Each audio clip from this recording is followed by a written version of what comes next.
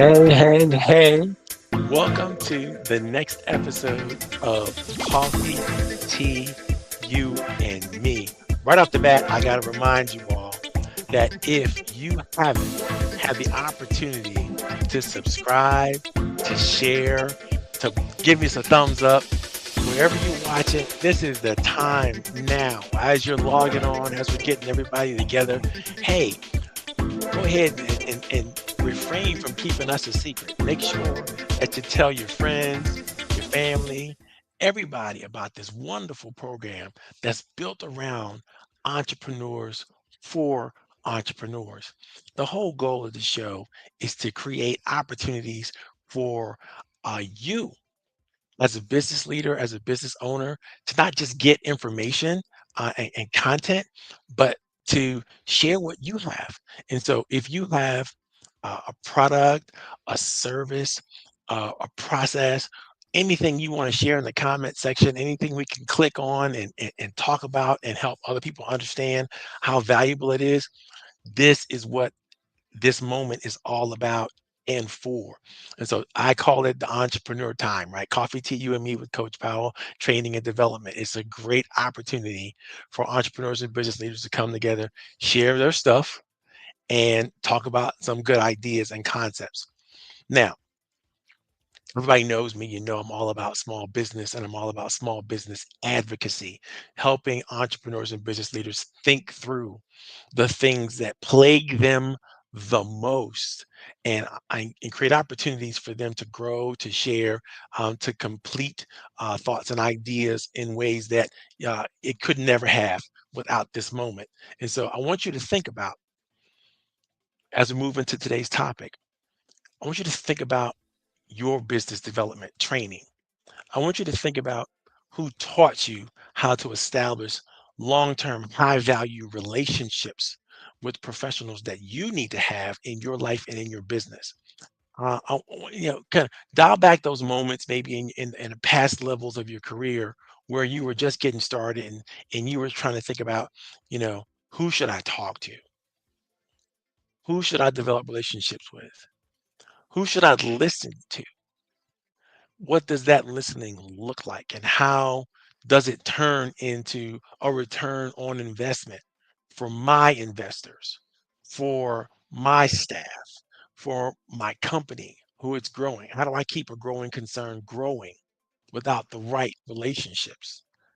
And these are all things that if you embrace the topic we're talking about today, if you really kind of look at it, organize it, turn it upside down, really think through what it means to you, then I think you're going to have a great moment of aha at least once or twice during today's episode. Today's episode is all about business development, the skills you need, the opportunities you have, and most importantly, the mindset that you simply must embrace to be good at it. Now, a lot of people tell you that mindset is something that is very difficult to change, and I would concur. It is difficult, not impossible. Let me repeat. A mindset is something that can be changed. It is difficult, but not impossible. Because what it takes to change a mindset is practice, it's discipline, it's consistently reviewing and kind of reflecting on activities that lead to greater and greater and greater and greater success. Activities are things and behaviors are things that you have a lot of control over. You have a lot of control over not just your perception, but how you behave as a result of your perception. So we talk about developing a business development mindset. This is what we're talking about. We're not talking about feelings as much as we're talking about responding correctly to the feelings of others in a way that provides for them a sense of safety, a sense of belonging, a sense of acceptance. Okay. So listen, again, like I said, share the show, talk to your friends about the show. Don't keep it a secret. Definitely tell us. We want to know in the chat where you're dialing in from, where your hometown is, what you're looking forward to doing, all that kind of good stuff. I want to see if you're watching from Facebook or LinkedIn or YouTube. Put it in the chat. Let us know where you're watching from and where you're participating. If you have questions about anything involving business development, please ask the question in the chat. We may have time in the show to get to the question, we may not, but the question needs to be out there. You need to ask it. You never know who might chime in, a friend or associate or somebody that you might know through one of your social networks might come through with an answer to a burning question that you need to have. So let's give us an opportunity to just expand our minds, to grow together, and to learn everything we need to learn about the mindset of business development. Before we get into the show today, I want to make sure I let you guys understand that the new Leverage Up is up. It's ready. It's live. We're ready to go. We're going to be doing this on the 27th of March and the 28th of March. That's next weekend, ladies and gentlemen. And if you are around the Washington metropolitan area, you are definitely going to want to sign up for the big event. You're definitely going to want to come to the Leverage Up conference. It's going to be Friday night. That's going to be a live version. And then on Saturday, we're going to have an all video, I would say hybrid. So it's going to be a traditional video conference on Saturday, but we're going to have a live episode opportunity for the VIPs and those who want to meet the VIPs to come together on Friday evening at Mulligan's Lounge here in Penderbrook, which is in Fairfax, Virginia. And so if you know somebody who wants to come and visit the Penderbrook Golf Club and Mulligan's Lounge and hang out, have some good food, talk, chit chat, get to know the VIPs that are going to be speaking all day on Saturday about everything you need to leverage and create more leverage in your professional and business life. This is super important because it's not just about financial leverage. It's about time, talent, as well as treasure. What do I mean by that? It's about leveraging your time, making sure you understand how to use your time and the time of others most effectively. It's about leveraging your talent, your gifts. Where you shine better than most people around you is an opportunity again for you to leverage and create leverage around that gift and that talent. That feels great. And then, of course, there's your money, right? You do have to look at the resources that you have, whether they be actual financial assets or other types of assets that you can leverage to create more opportunities for yourself and or for others. This is what the Leverage Up experience is all about. People who get the process and understand what we're going for in the Leverage Up community, in the Leverage Up world, tend to do exceptionally well. Come through. The link is here, right here in front of you. It's in the chat, whether you are looking at LinkedIn or Facebook or um, a, YouTube. You can find the link to the event. The tickets are affordable and not difficult for you to grab and get to. And so definitely, if you come into the live event, you get an automatic free ticket to the Saturday event, which is virtual. But if you just wanted to go to the virtual event on Saturday, that's okay too. All right. So we make it easy for everybody to play, everybody to participate. You're still going to get a chance to meet the VIPs. It just won't be face to face. Right. So it's a great opportunity for you to create more opportunities for yourself, your business, and the people that you work with. Bring your top clients, bring your top prospects, bring your people that your high producers that are in your company, give them a little reward. It's a great way to do accomplish all those things. And if you're interested in finding out more, you can always give me a call. My information is scrolling through the screen right now, so it's very easy for you to get to, very easy for you to participate. And we're going to be very responsive for the next week, trying to make sure we get as many sponsors, associates, program directors, everybody who wants to play with us. We're all going to open to a lot of phone calls. So these tickets are going to close up pretty good and pretty quickly. So if you want to get involved, you need to get involved like yesterday, right? So give us a call right away. Okay, having said that, let's talk about it. Let's get into it. Let's get into our topic for today. Today's topic is a continuation of a topic we've been talking about for the last couple of weeks, which is becoming a business development guru. Because before you can become a business development guru, first of all, you have to want all the benefits that come along with becoming a business development guru. You have to understand those benefits. You have to understand what you will be able to be, do, and have that you can't be, do, and have until you become a business development guru. And that we talked all about that in the very first session, right? But one of my favorites, and I want to share a couple of my favorites from that talk, and I'll tell you right off the bat. Um, I like the fact that when you become a business development guru, things become a lot more predictable. You can begin to assess, you know, years and years and years forward, projecting what you might be able to do with your business and how that might affect you personally. If you work on commission, you'll be able to figure out, okay, how much do I need to earn and what do I need to do to make that earning possible?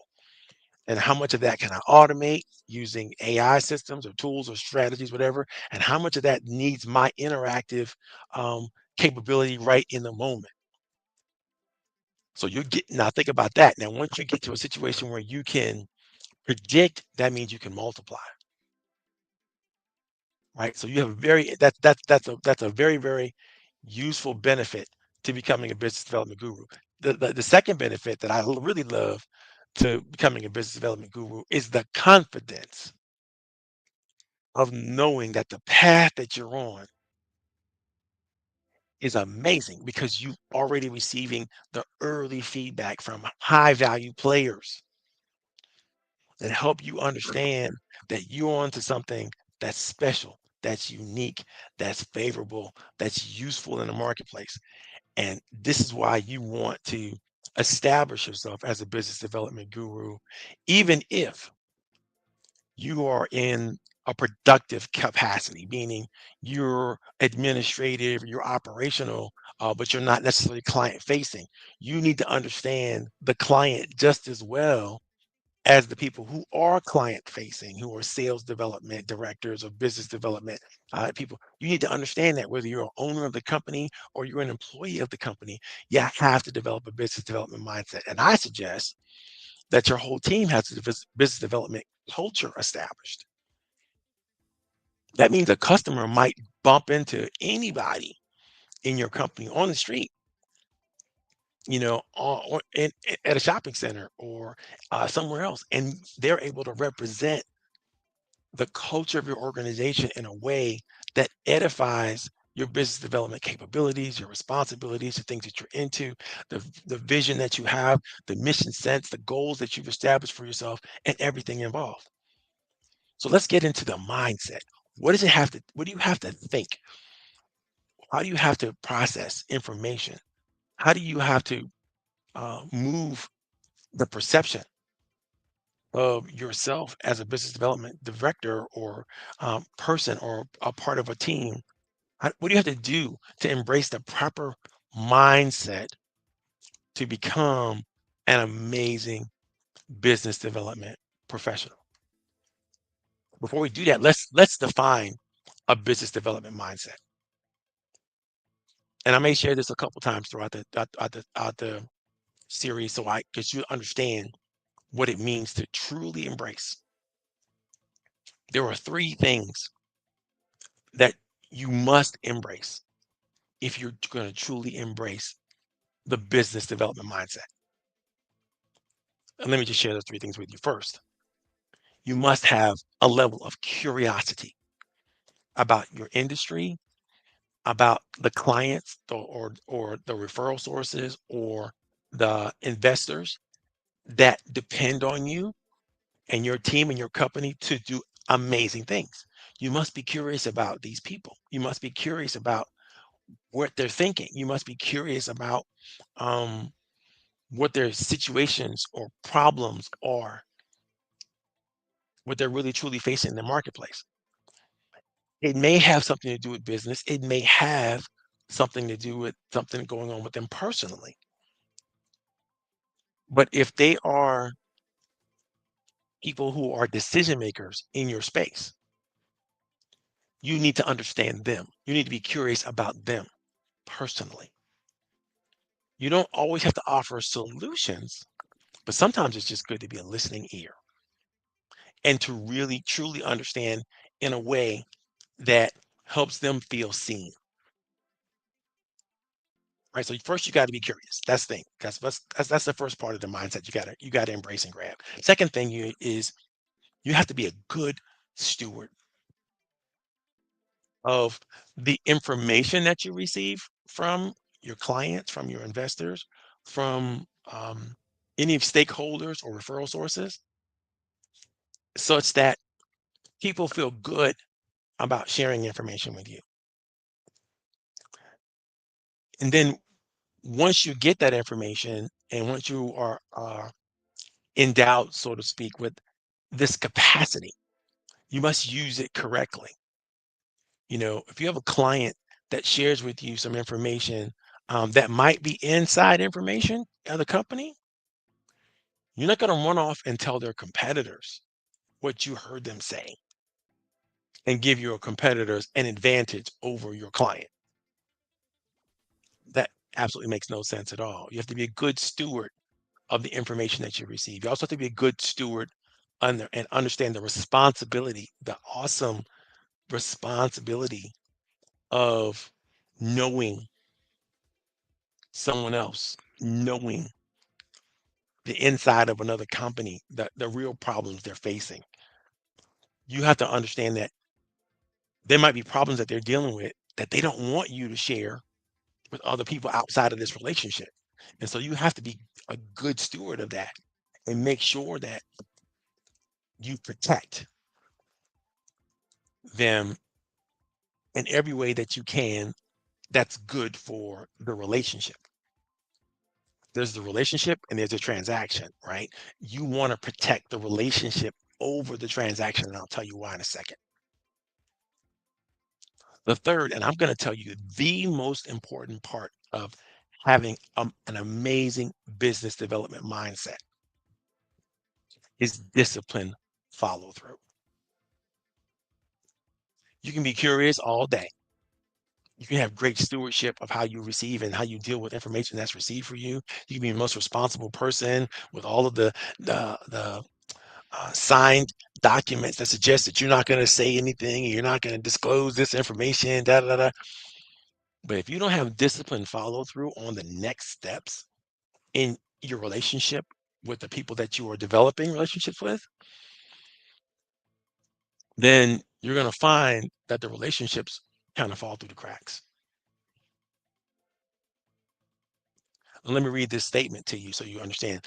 Because this is what all the successful business development people all agree on. The business development mindset is a combination of curiosity, stewardship, and discipline follow through that helps clients trust you, share information with you, and choose you as a partner. It is not selling, it's not persuasion, it's not charisma. A business development mindset is built on these three internal beliefs. And this is, I love the phrases that they've come up with here. So I want you to share them with you. These three internal beliefs. Belief number one, my job is to understand, not to pitch. Curiosity. Number two, every interaction is a chance to learn. Understanding that, again, stewardship. You have to own what you've learned and handle what you've learned correctly. Every interaction is a chance to learn with a customer, a client, a referral source, a supplier, any type of supporter, right? Number three, trust is built through clarity and consistency. I say this again, trust is built through clarity and consistency. The discipline follow through, the setting of the proper expectation, and then maintaining those expectations through your behavior consistently and regularly. These things build trust like nothing else. Okay, so I told you what the BD mindset is. If you have any questions about the BD mindset, feel free to put them in the chat. What is it and what is not?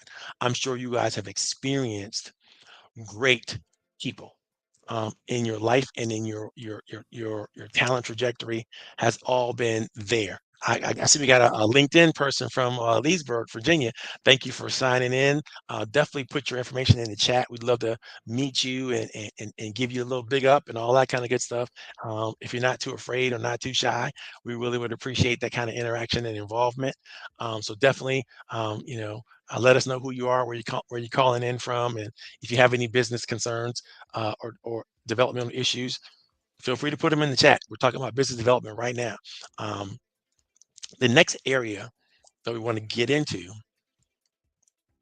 is what the business development mindset is not. Right? We already gave you a great definition of what it is. Now we're going to talk to you about what it is not. Number one, it is not extroversion. There's a myth out there that you got to be an extrovert to be a good business development expert. It's a myth. It's an all out lie, right? And I can understand how people can come to that conclusion, but I'm a business development expert and I teach business development, business development strategies, right? And I'm not an extrovert in any shape or the form of the imagination. I'm an introvert. I like to sit around and create this kind of content and share with people all the time, but I don't want to have a lot of interpersonal interactions and connections. That takes a lot of effort and energy. And if I spend all day in one-to-one conversations with people, it would drive me crazy because I need some time for myself just to let my thoughts sink in and so on and so forth and reflect. That's what makes me better. It's the time spent thinking and reflecting on the actions and activities that I engage in and how I do it with people that helps me to deal with and develop all the things we talked about in the first section, which is developing the proper mindset and the proper insight to what that mindset is, right? Number two, it's not about pressure or manipulation. People think BD people or salespeople, right? It's all about pressure and manipulation, trying to trick people into doing something, trying to pressure people into doing something they're not ready for. And business development professionals who do that can't sustain whatever um, growth and development they've had over the long term. It's impossible, because people are not going to be manipulated forever. No one's going to feel that pressure forever. They're going to get out from under that pressure. And either that means ignoring you or not renewing your contracts or not picking up your phone calls or ghosting you some kind of way because it's no fun to play with you, no fun to talk to you. You're not delivering anything that they find valuable. In fact, you're just delivering pressure. And there's a difference between manipulation and influence. We'll talk about that a little bit later, but it's not pressure or manipulation. Okay, that's thing two. Thing three is you're not promising something that you can't deliver. I mean, again, people think that business development people will just say anything to get the deal. And good ones refuse to do that. Good ones stand up to their word and the people that can be trusted. And they're not going to offer you anything that's not good for you, anything that's not useful for you, anything that's above your affordability level, because that doesn't make any sense. It just creates, again, stress, pain, difficulty. Good business development people, number four, don't chase every opportunity.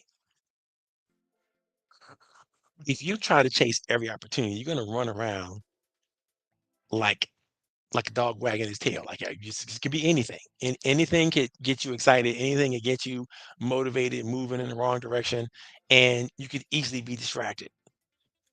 And who wants to hang around people like that who are so opportunistic that they can't even focus on the things that are right there in front of them because another opportunity just came along and they're right there.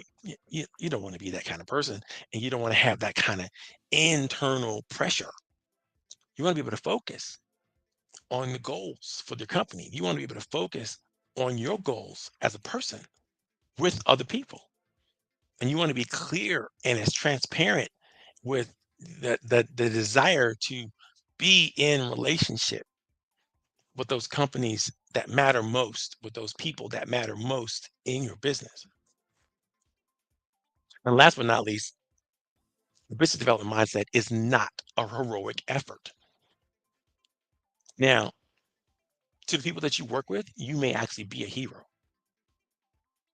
Customers that get to experience you, the investors that get to experience you, the referral sources that get to experience you, whoever you can find yourself in relationship with, whether that's back of the office, front of the office, whatever that is, whoever it is, they may see you as a hero, but you're not being a hero. You're just being yourself. I will remind you over all those things that a business development mindset is not. A business development mindset is a system, not a personality. Now, what does that mean? What do I mean by system? It requires systematic thinking, systematic process, systematic planning, strategy, technique, not necessarily technology, but technique for sure. It's not what you do, it's the way you do what you do. Business development that matters the most. And if you can make the right things matter to the right people at the right time, it shows a tremendously high level of emotional intelligence. It shows that you have what it takes to move the needle, not necessarily the crowd, but the agenda, the strategy, the purpose. It's not about being the showman, it is about showing up where it's relevant, where it's meaningful, where it's significant. I like to think of my BD experts as people who are always earning their MRS. What's MRS? Meaning, relevance, and significance, right? They're doing it all day, every day. That's why I like doing what I do because I get to do it all day, every day. And it's meaningful. It's helping entrepreneurs and business leaders grow. That means they hire more people. That means they inspire more people. That means they give hope and advantage to people that maybe not have had that anywhere, anytime in their past. And they're taking charge and taking responsibility. And I can't imagine greater people on the planet. This is why I love them. This is why I support them all the time. Super, super important. Now, I'm gonna get a little nerdy with you guys for a little bit here for this next segment because I want you to understand that becoming a business development guru is not just about strategy, technique, and technology or any of the activities or actions, behaviors, motivations, blah, blah, blah. Now, there's a whole neuroscience behind this thing.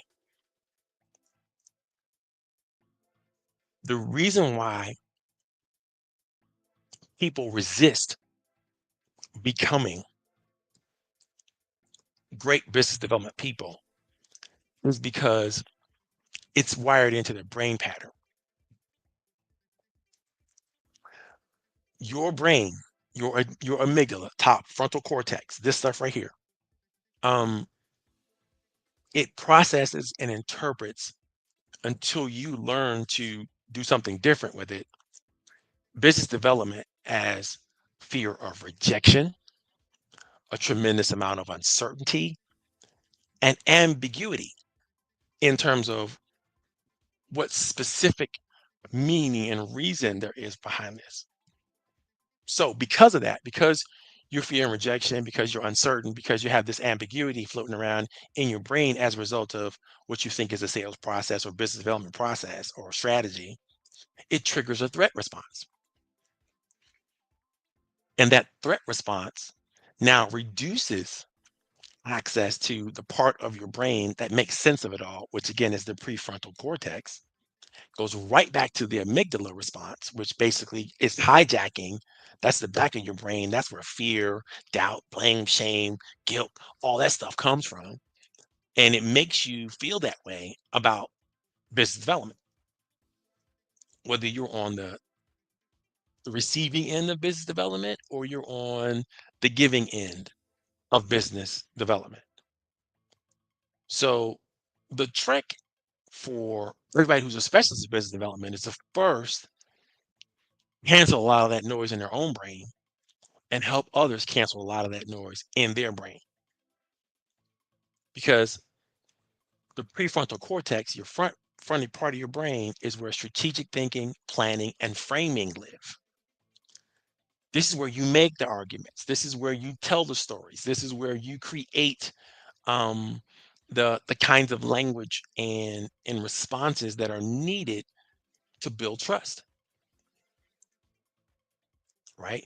But if you continue to avoid becoming a business development expert in whatever field or whatever industry you're coming from or you're in, right, you are strengthening that same neural loop that locks in feelings of danger, avoidance, relief, right? These things are repeating. It's a dangerous loop, right? And it repeats over and over again. You go from danger to avoidance because you have relief because you avoided it, and now you go back to danger again and avoid. Every time you see it, it's going to repeat. Every time you get, your brain is going to trick you into believing that business development is bad, horrible. Raise your hand if you already been experiencing that. I know. Give me an amen in the chat. Do something that let us know that you understand what that feeling is all about. So how do you get over it? How do you move things forward? Well, there's a couple things you got to realize that there's principles that underscore all of this brain activity that I'm going to share with you. 1, 2, 3, 4 core principles, maybe 5. Now, what do we have to know about principles? Principles suggest that if this, then that. And by the way, they're always right. They're always right. The law of gravity is a principle. What goes up will come down. The law of reciprocity is a principle. Givers, in fact, do gain. There's all kinds of principles, and these are not values. Values you choose. Principles exist. They existed before you, they're going to exist after you. And let me share with you some of the key principles that you need to understand to clearly become a better business development professional. Principle number 1, curiosity over pitching. You have to be more curious about what's going on in your world, what's changing in your world, what's becoming more important in this quarter. What would success look like for you and for others around you? You have to have this information. You have to be curious about finding out and developing this information. What's unique, what's special, what's going on, what's going to impact you now and in the future. You have to be digging into that information and really, really curious. Luckily for us all, AI develops a wonderful opportunity for us to do research and for us to get deeper levels of knowledge and information faster than ever before. So there's no excuse of I didn't know. Really, I'm going to ask you, were you curious? You probably weren't. You're probably so busy trying to make your little pitches and make your little processes go that you weren't curious enough to really find out what you were talking about and why you were talking about it in the first place, so that you can make sense to people who are very smart people, by the way. So curiosity has to win over pitching. That's principle number 1. Principle number 2, clarity over assumptions. Again, if you're curious enough, you're seeking clarity. Always. You're asking, okay, so what's the next step? I'm going to suggest we take this step. Boom, boom, boom.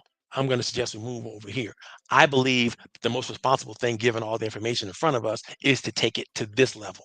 I think once we've had a chance to get ourselves a level set in this environment, then we can take this move. You are understanding what the next steps should be. You are setting proper expectations as well as boundaries instead of making assumptions that do not match anyone's understanding of what's true. Clarity over assumptions. That's principle two. Principle three is literally thinking about the responsibility of consistency over intensity. People make this mistake all the time, thinking business development is about intensity, how hard you come at something, how difficult it is for you to. It's not about that. It's about consistency.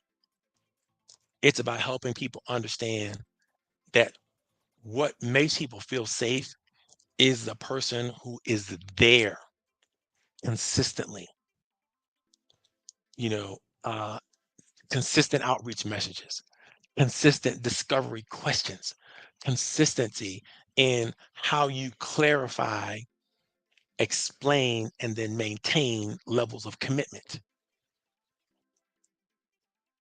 When you can be programmatic, disciplined, and focus on the agenda of moving the needle, moving things forward, moving the relationship to higher and higher and higher levels, and you're consistent with it, then you don't have to be so intense. You don't have to add pressure.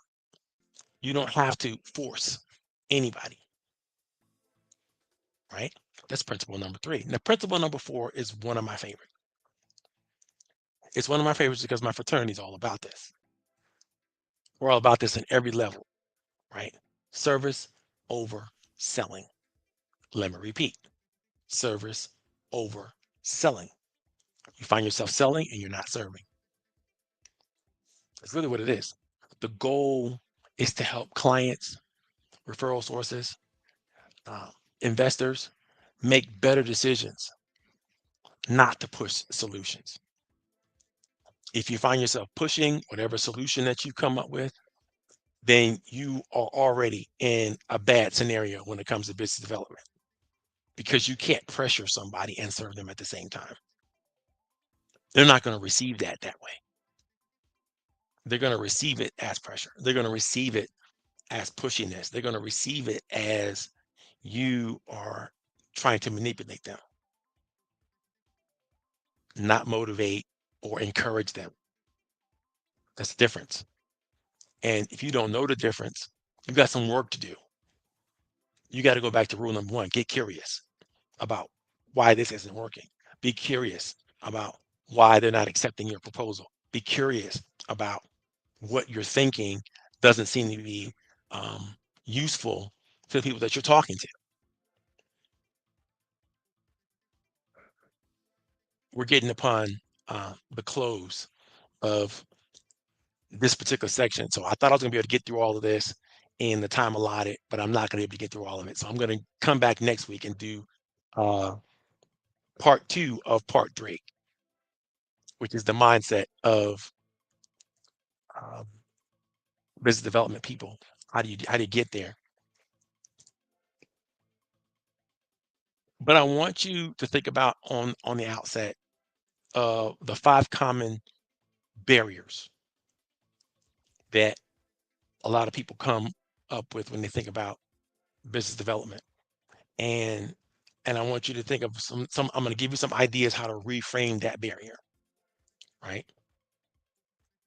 The first barrier could be thinking that I'm not a salesperson. How do you reframe that? How do you when you locked into that thought process, I'm just not a salesperson. How do you reframe that? You reframe it this way: business development is not about selling, it's about listening, learning, and clarifying. Again, business development is not about selling, it's about listening, learning, and clarifying. Who can't do that? And I get it. If you have some type of different ability, I'm going to call it a different ability, not a disability, that allows you from having empathy or having the ability to understand how other people are processing what you're saying and doing, then I get that you might have a problem with this. But if you don't have any type of emotional or social um, phobias or differences, right? Then everybody can listen, everybody can learn, and everybody can clarify. The next situation is, people think about business development. I don't want to bother people. I don't want to bother people. I don't want to call them at dinner.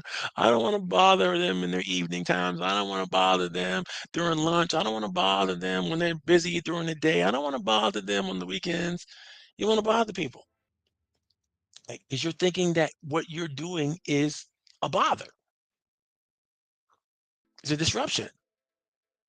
And it might be a disruption. But the question is it a helpful disruption? How do you reframe that? Every professional appreciates thoughtful check-ins and insight. Is what you're doing based on some feedback that you've gotten from the people that you're talking to and working with? Are you giving some insight to their industry and their world that they may want to know about and understand? You better bother them with that, because at some point you're withholding information that's useful to other people because you don't want to bother them. What sense does that make? When they figured out that you didn't tell them something that you knew about all the time, you didn't share it with them. How do you think they're gonna feel? No, you gotta be good. You gotta be interested in sharing your insights, the insights of your company. People appreciate getting that information and learn, and especially if you position them to use it before anybody else can. You are their hero. Again, not doing it to become a hero. You're just doing it because you like them. They like you. Why would you share it? Now I know all you legal people out there are gonna get excited, like, "Oh my God, you don't want to share any inside information. You don't want to get caused blah blah blah accused blah blah blah." Private concerns usually don't have these kinds of problems.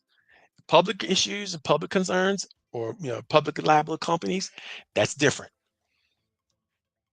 You got to come with a whole bunch of disclosures and disclaimers, and we all acknowledge that, right?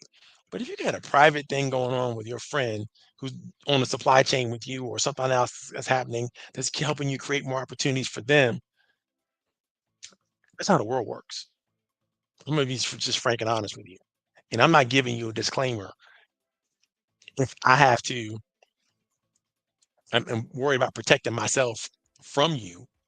If what I could say or do is probably better for you than it even is for me. Now, if you're my friend, I'm giving it to you. I'm sharing it with you. Don't bust down my door. You ain't getting a whole bunch of information if I don't know you. Okay, the next one is I don't know what to say. If I hear that in a workshop or a training session I mean, it's everything really. I understand curiosity is not enough, but then again, maybe it is. And maybe what you need to do is ask the one quick good question that opens the door to what you do know that you need to say. And I'll give you an example. I know that I am an amazing listener.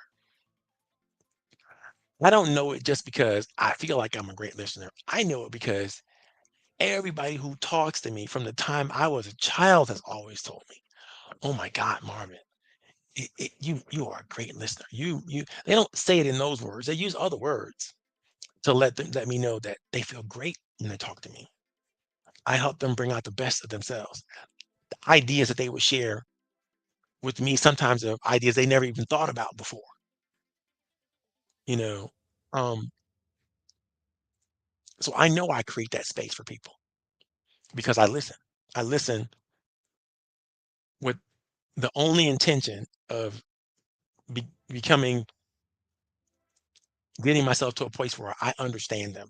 They feel like I understand them. I know that I understand them, and that's how we get to trust real fast. But I always have a question loaded that's going to help me maximize my expertise. One question that I use, I'm going to give you a cheat right now. One of the questions that I may use if I really wanted to earn someone's trust, I would be very specific and I would say, listen, I need to earn enough. of your trust for you to introduce me to the board of directors for your organization? What is it that I need to do? What is it that I need to say? What does it need to show you to earn that level of trust with you? I don't just want the introduction. I want your highest endorsement. What do you need to know about me? What do you need to see? What do you need to hear? Now that's the magic question. Because what does it say? Because I'm willing to do the work. It says I'm willing and I want you to help me. I think you can help me. I want you to help me. And I think you're special enough for me to work hard enough to earn your help. Now, people want to put their own fear hat on, their own guilt, blame, shame thing going on in their own head because they don't really like the leader. They don't really the board of director, and they don't really want to make the introduction. But it's not about them. It's about you. Why it's important to you and why you're important to them. And you can't be afraid of having those conversations. Curiosity is quite enough if you know how to ask the right questions. That's how you reframe that. I don't know what to say stuff. You can put it right back into your talent where you always know what to say in the space where you're talented and gifted. Last but not least, common mindset barrier. I'm afraid of rejection. Oh my God. I don't want nobody to say no to me. I don't want to be, I want to be kicked out of the office. I don't want to be a person that they don't want to talk to anymore. I don't want to be rejected. Excellent BD people reframe that whole mental thought process like this. Rejection is data, not judgment. Again, I repeat, rejection is data, not judgment. Stop taking it personally. If you don't take it personally, it won't ever be personal. And you're able to sift through the emotions of it all and get down to the real data, the real information you need to know to come back at this stronger next time around.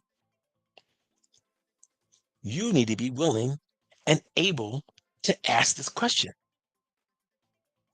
You know what? I found it shocking that this proposal wasn't accepted.